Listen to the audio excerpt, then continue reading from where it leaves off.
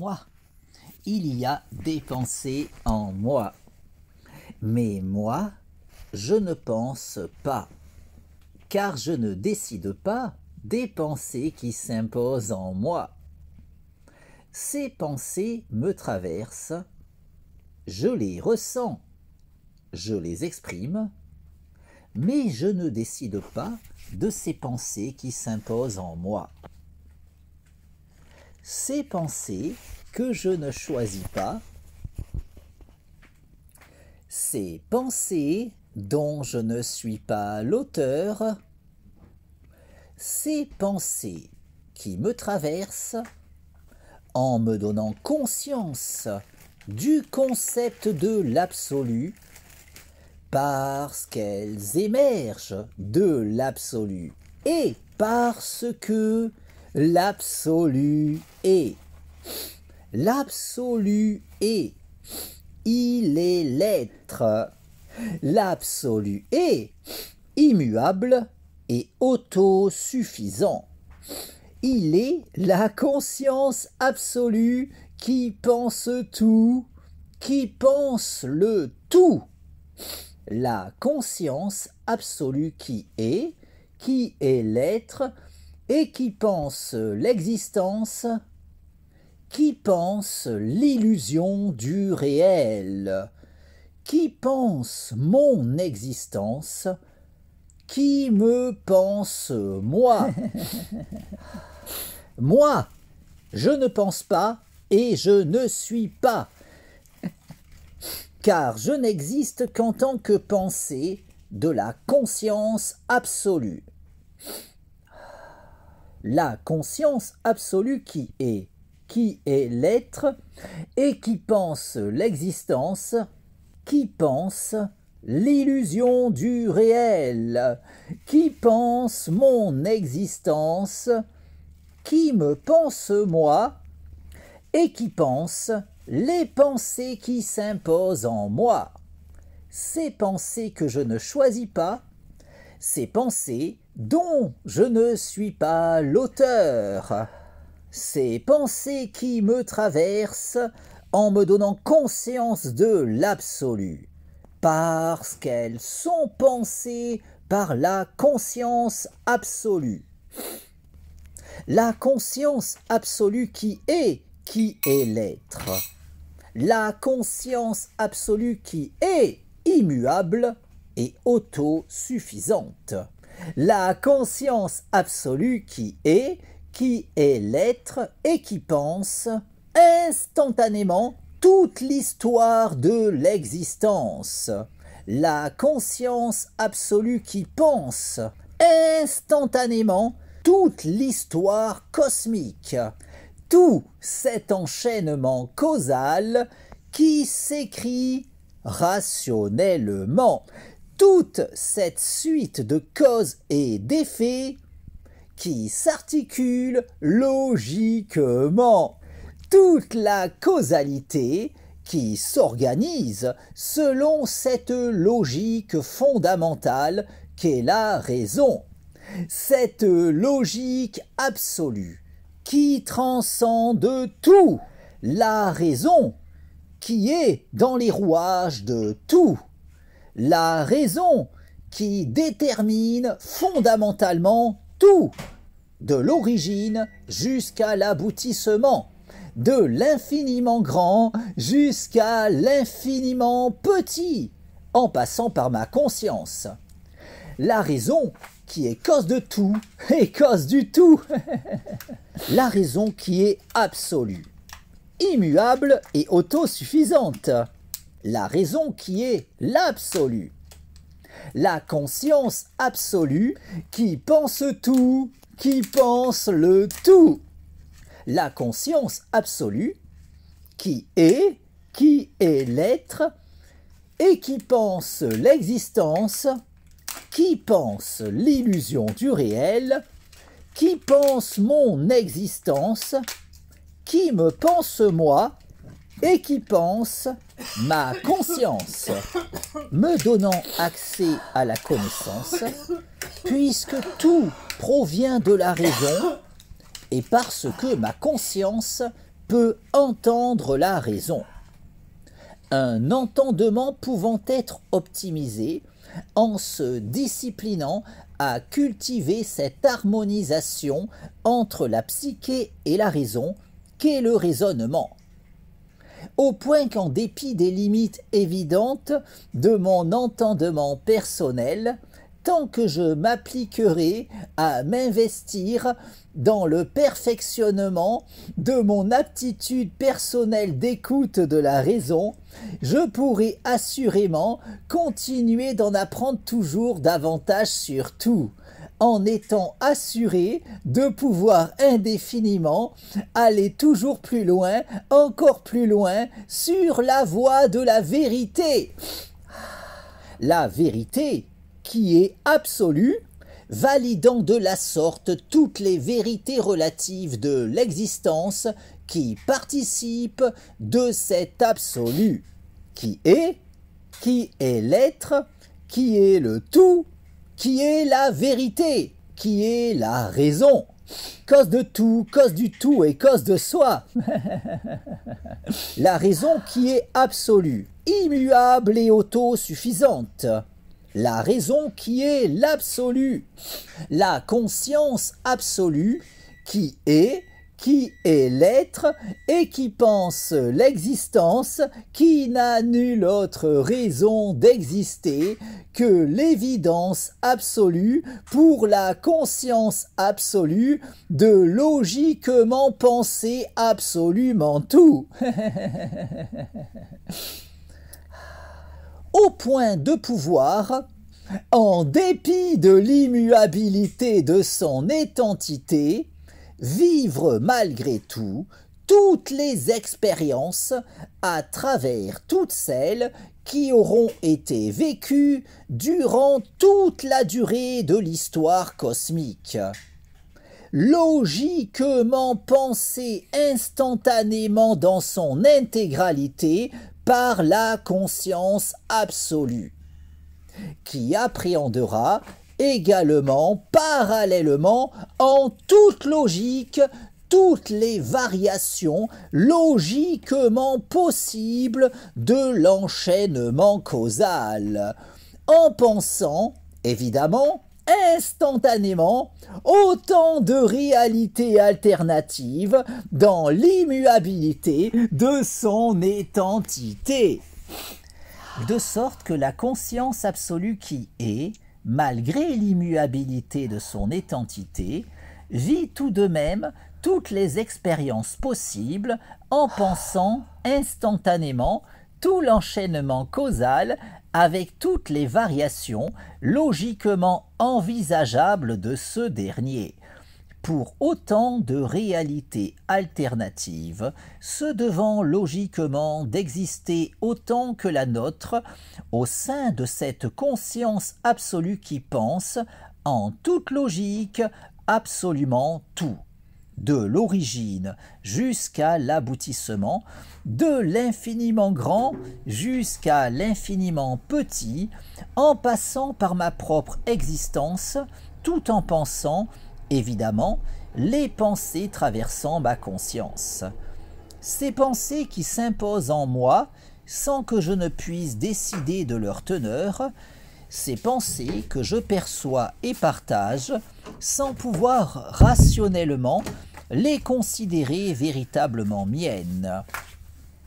Ces pensées qui me traversent en me donnant conscience de l'absolu, parce qu'elles sont pensées par la conscience absolue qui est et qui pense l'existence, qui pense l'illusion du réel, qui pense mon existence, qui me pense moi et qui pense les pensées qui s'imposent en moi, en comprenant nécessairement toutes les idées émergeant de ces pensées qui me traversent, dont, évidemment, tous les mondes imaginaires pouvant émerger de ces pensées dont je ne suis pas l'auteur. Autant de mondes qui ne doivent leur existence, Fût-elle uniquement dans ses pensées s'imposant en ma psyché, qu'en raison de l'évidence absolue de devoir logiquement exister dans la conscience absolue. Puisqu'au vu de son statut, cette dernière ne saurait manquer de penser quoi que ce soit, au point qu'en raison de son absolutisme, cette conscience qui est, en toute logique, la seule et unique véritable conscience qui, étant absolue, pensera logiquement tout, de l'origine jusqu'à l'aboutissement, de l'infiniment grand jusqu'à l'infiniment petit, en passant par ma conscience, en comprenant évidemment les pensées s'imposant en cette dernière, y compris, en toute logique, tout monde imaginaire pouvant émerger de ces pensées que je ne choisis pas. Autant de monde qui, en conséquence, ne saurait logiquement être moins réel que celui dans lequel j'évolue. Un monde n'existant en vérité qu'en tant que pensée de la conscience absolue, tout comme les mondes imaginaires peuplant ces pensées traversant ma psyché. Des pensées logiquement pensées par la conscience absolue qui, en toute logique, pense évidemment tout. La conscience absolue qui est, tout en étant l'être à elle toute seule, et tout en étant également, en raison de son absolutisme, en toute logique, immuable et autosuffisante, au point de vivre toutes les expériences possibles et imaginables en pensant instantanément toute l'histoire cosmique avec toutes les variations logiquement envisageables de la causalité, en vivant les expériences de toutes les formes de vie qui se devront nécessairement d'exister au cours de ce devenir instantanément pensé dans son intégralité par la conscience absolue qui, malgré l'immuabilité de son étantité, peut ainsi vivre toutes les expériences en pensant, notamment, les vies de tout un chacun d'entre nous, tout en pensant autant de mondes imaginaires qu'il aura pu en émerger d'autant de psyché au cours de l'histoire cosmique. Légitimant l'existence de notre univers, tout comme les innombrables réalités alternatives de ce dernier, logiquement légitimées par les lois de la probabilité, ainsi qu'autant de mondes imaginaires qui auront émergé d'autant de psyché à travers le temps. Un tout n'existant qu'en tant que pensée de la conscience absolue qui, étant l'être à elle toute seule, tout en étant, logiquement, en raison de son absolutisme, immuable et autosuffisante, au point qu'en tant que conscience absolue, nécessairement immuable et autosuffisante, la conscience absolue qui est, pense forcément, instantanément, toute l'histoire de l'existence. Cette illusion du réel, qui n'a nulle autre raison d'exister qu'en tant que pensée de la conscience absolue qui, en tant que telle, ne saurait manquer de penser quoi que ce soit. Au point que la conscience absolue qui est, dans l'immuabilité de son étantité, vit tout de même toutes les expériences possibles et imaginables en pensant instantanément absolument tout, avec autant de mondes parallèles au nôtre qu'il pourra y avoir dans les imaginaires d'autant de psychés à travers l'univers, tout comme autant de réalités alternatives à ce dernier qui pourront se montrer logiquement probables selon les lois de la probabilité pour cet enchaînement causal écrivant notre histoire. Une causalité totalement structurée sur la raison. Cette logique fondamentale qui détermine tout, de l'origine jusqu'à l'aboutissement, de l'infiniment grand jusqu'à l'infiniment petit, en passant par ma conscience, tout en me donnant conscience de cette logique absolue. D'où ma propension à pouvoir évoluer vers la connaissance, puisqu'évoluant personnellement dans un monde totalement fondé sur la raison, tout en étant personnellement capable de percevoir la raison. Car c'est uniquement pour cela que le monde m'est connaissable, puisque tout repose fondamentalement sur la raison, et parce que ma conscience peut entendre la raison. Cette logique absolue qui, à l'opposé de cet avis trop souvent soutenu, ne saurait souffrir la moindre limite, de sorte qu'il ne saurait y avoir la moindre question pouvant échapper à ses lumières, puisqu'en raison de son statut de brique fondamentale de l'enchaînement causal, étant le moteur fondamental de la causalité, le rouage essentiel de cette suite de causes et d'effets écrivant l'histoire cosmique, la raison est, en toute logique, ce qui détermine absolument tout, et ce, sans le moindre intermédiaire véritable,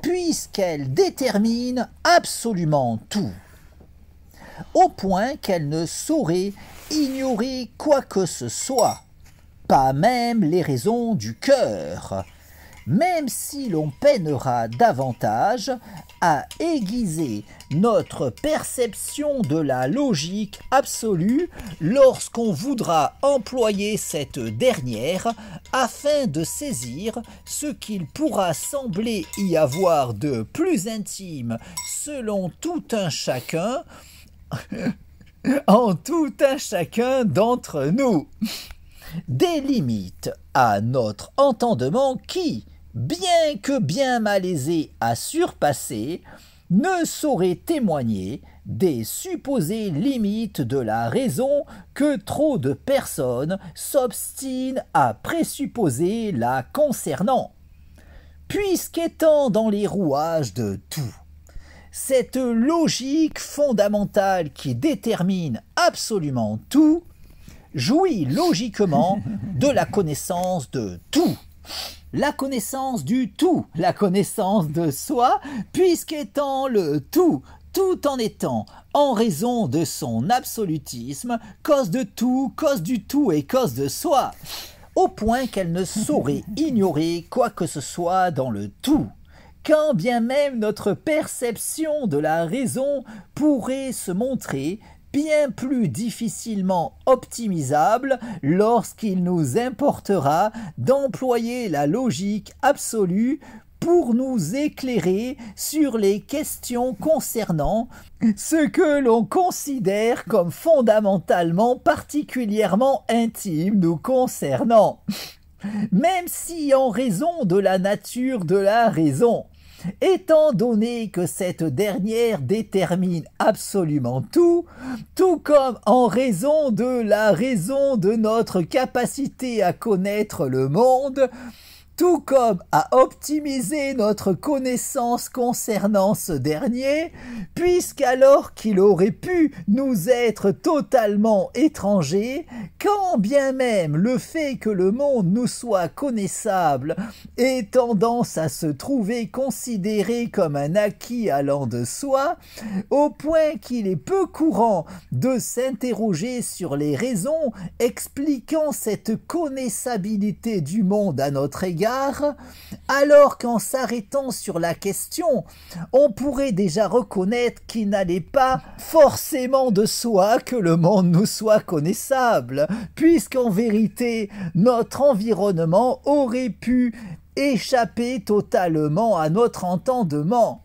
De sorte qu'il convient, dans une démarche philosophique se voulant des plus objectives, de s'interroger sur notre propension à pouvoir saisir intellectuellement le monde dans lequel nous vivons, en constatant que bien qu'il aurait pu se révéler aussi bien totalement insaisissable à notre intellect, le fait qu'il en soit tout autrement ne s'explique pas immédiatement, alors qu'après avoir saisi le rôle de la raison, notre entendement saisira les raisons de notre aptitude à pouvoir saisir intellectuellement notre environnement, puisqu'en vérité, en toute logique, nous évoluons dans un monde qui nous est connaissable pour la simple raison suffisante qu'il repose fondamentalement sur la raison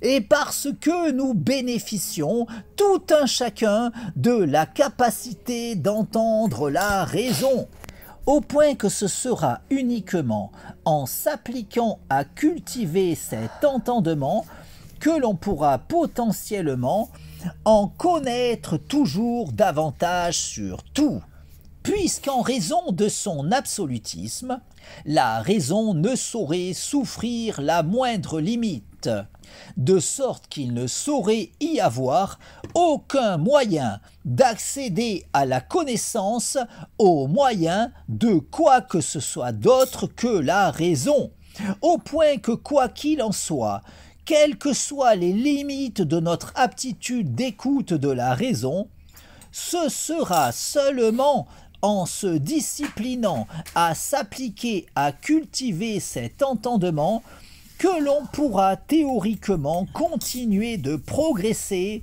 vers la connaissance. Aussi, tout en évoluant dans cet enchaînement causal totalement fondé sur la raison, grâce à mon aptitude d'écoute de cette logique fondamentale, mon entendement m'a conduit à trouver le sens de la raison qui m'entraîne dans cette illusion du réel qu'est l'existence. Au point d'en arriver à présent à pouvoir faire cette expérience de rêve lucide dans ce rêve qu'est l'existence, de façon à pouvoir décider de mon existence. Car, de même qu'en prenant conscience de mon rêve, je peux faire l'expérience de rêve lucide lors du sommeil paradoxal, de façon à pouvoir décider de mon expérience onirique, ma lucidité de l'illusion du réel me permet de pouvoir faire cette expérience de rêve lucide dans ce rêve qu'est l'existence, de façon à pouvoir décider de mon existence. La nuit, je me couche en décidant de mon rêve.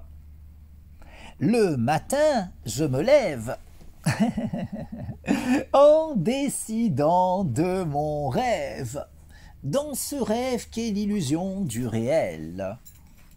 La nuit, je m'endors en décidant de mon rêve.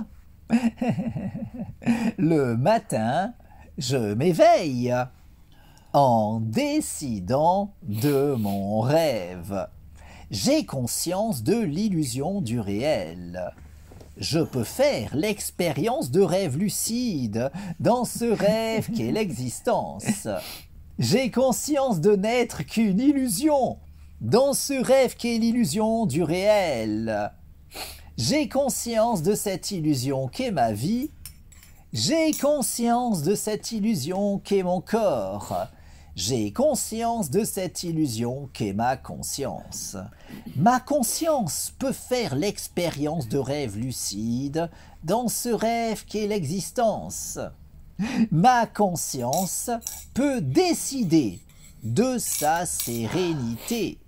Je décide de jouir de la paix en moi, la sérénité dans mon esprit, l'harmonie en moi, mon harmonie corps-esprit, mon harmonie avec toute chose, mon harmonie avec tout, mon harmonie avec le tout.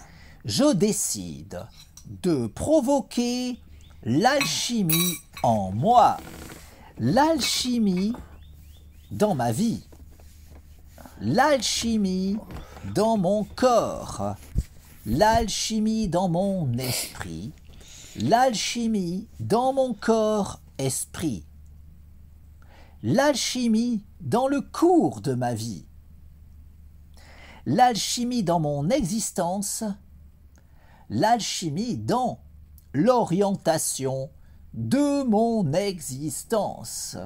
Je décide de cette illusion qu'est ma vie, je décide de cette illusion qu'est mon corps, je décide de cette illusion qu'est mon esprit, je décide de cette illusion qu'est mon corps-esprit, je décide du cours de ma vie, je décide d'orienter ma vie selon ma volonté, dans ce rêve qu'est l'existence. Je décide de vivre la vie de mes rêves, dans ce rêve qu'est l'illusion du réel. Je décide de l'orientation de mon existence. Ma lucidité de l'illusion du réel me permet de pouvoir faire cette expérience de rêve lucide dans ce rêve qu'est l'existence, de façon à pouvoir décider de mon existence. La nuit, je me couche en décidant de mon rêve. Le matin, je me lève en décidant de mon rêve, dans ce rêve qu'est l'illusion du réel. La nuit, je m'endors en décidant de mon rêve. Le matin, je me réveille en décidant de mon rêve. Ma lucidité de l'illusion du réel me permet de pouvoir faire l'expérience de rêve lucide dans ce rêve qu'est l'existence, de façon à pouvoir évoluer sur le chemin de l'accomplissement de mon moi.